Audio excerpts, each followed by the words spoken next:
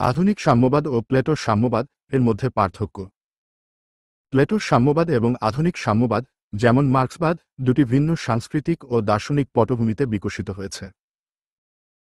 এই দুটি সাম্যবাদী তত্ত্বের মধ্যে মৌলিক কিছু পার্থক্য রয়েছে, যা তাদের উদ্দেশ্য, নীতির ভিত্তি এবং সমাজের কাঠামোর দিকে দৃষ্টিভঙ্গিতে প্রকাশ পায়।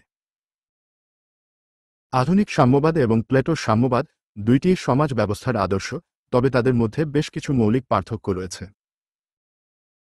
প্লেটোর সাম্যবাদ দর্শনশাস্ত্র ভিত্তিক।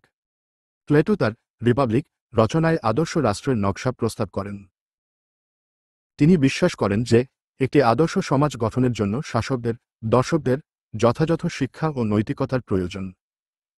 শ্রেণীবিভাগ। প্লেটোর সমাজ তিনটি শ্রেণীতে বিভক্ত: শাসকগণ, দর্শক, রক্ষকগণ, সামরিক এবং উৎপাদকগণ, কৃষক, শিল্পী, ব্যবসায়ী। প্রতিটি শ্রেণীর নিজস্ব গুরুত্বপূর্ণ ভূমিকা রয়েছে এবং প্রত্যেকের জন্য বিভিন্ন কাজ ও দায়িত্ব নির্ধারিত।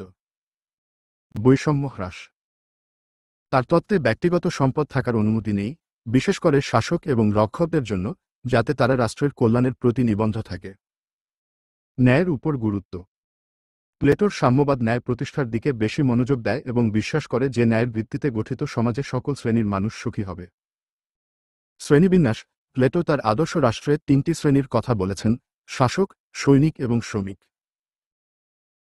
শাসক শ্রেণীর জন্য সম্পত্তি ও পরিবার প্রথার উচ্ছেদের কথা বলেছেন তিনি।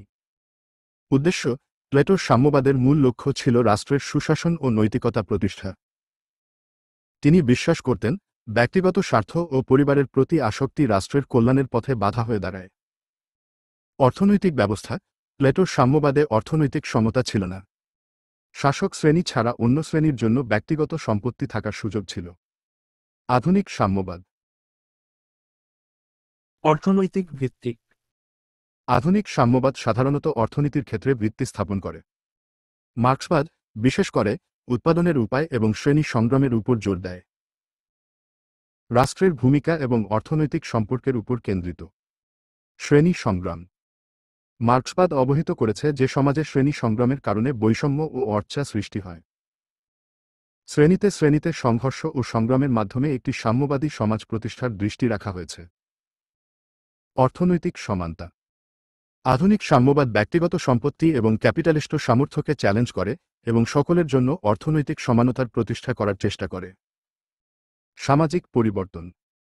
মার্ক্সবাদী দৃষ্টিভঙ্গিতে সমাজের পরিবর্তন প্রয়োজনীয়, যা সাধারণ মানুষের সংগ্রামের মাধ্যমে অর্জন করা হবে। শ্রেণীহীন সমাজ। আধুনিক সাম্যবাদের মূল লক্ষ্য হল শ্রেণীহীন সমাজ গঠন, যেখানে সকলের জন্য সমান অধিকার এবং সম্পদের সমান বণ্টন থাকবে।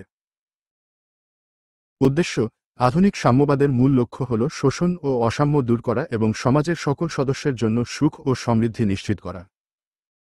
অর্থনৈতিক ব্যবস্থা। আধুনিক সাম্যবাদে উৎপাদনের উপায় সম্পূর্ণরূপে সমাজের সকল সদস্যের মালিকানাধীন হবে এবং সম্পদের বণ্টন হবে সকলের প্রয়োজন অনুযায়ী। দুইয়ের মধ্যে মূল পার্থক্য। শ্রেণীবিন্যাস। প্লেটোর সাম্যবাদ শ্রেণীবিন্যাসকে সমর্থন করে, যখন আধুনিক সাম্যবাদ শ্রেণীহীন সমাজের পক্ষপাতী। উদ্দেশ্য: প্লেটোর মূল লক্ষ্য ছিল রাষ্ট্রের সুশাসন, আর আধুনিক সাম্যবাদের লক্ষ্য হল সামাজিক ন্যায় ও সমতা। অর্থনৈতিক ব্যবস্থা। প্লেটোর সাম্যবাদে অর্থনৈতিক সমতা ছিল না, যখন আধুনিক সাম্যবাদে সম্পদের সমান বণ্টনকে গুরুত্ব দেয়। সারসংক্ষেপ: প্লেটোর সাম্যবাদ ছিল একটি আদর্শ রাষ্ট্রের ধারণা, যা নৈতিকতা ও সুশাসনের উপর জোর দিত। অন্যদিকে আধুনিক সাম্যবাদ একটি বাস্তববাদী সমাজ ব্যবস্থার আদর্শ, যা সমাজের সকল সদস্যের জন্য সমতা ও ন্যায় নিশ্চিত করতে চায়। প্লেটোর সাম্যবাদ এবং আধুনিক সাম্যবাদ উভয়ই সমতা অর্জনের প্রচেষ্টা, তবে তাদের কাঠামো ও উদ্বোধনের পদ্ধতি ভিন্ন।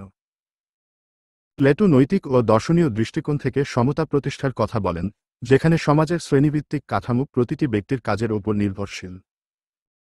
অন্যদিকে আধুনিক সাম্যবাদ অর্থনৈতিক বাধা এবং শ্রেণী সংগ্রামের মাধ্যমে সমতা প্রতিষ্ঠার প্রয়াসে কাজ করে।